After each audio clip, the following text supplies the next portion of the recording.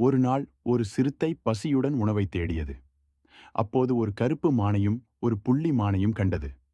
அவை இரண்டும் ஒரு மலை அடிவாரத்தில் மேய்ந்து கொண்டிருந்தன.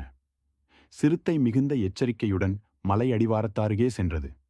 ஆனால் எதனை தாக்குவது என அது முடிவு செய்யவில்லை.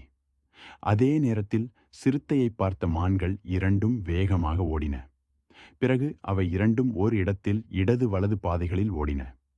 சிறுத்தை அந்த இடத்துக்கு வந்தது எதைத் துரத்தலாம் என்று தயங்கி நின்றது. பிறகு, சரி, கருப்பு மானைத் துரத்தலாம், அதன் இறைச்சிதான் சுவையாக இருக்கும் என்று முடிவு செய்து கருப்பு மானைத் துரத்தத் தொடங்கியது.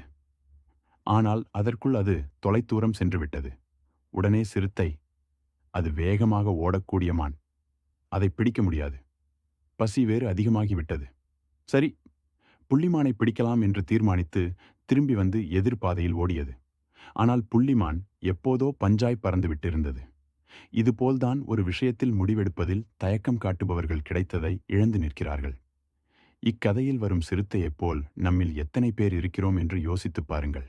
ஒரே முடிவில் நிலையாக நில்லுங்கள்.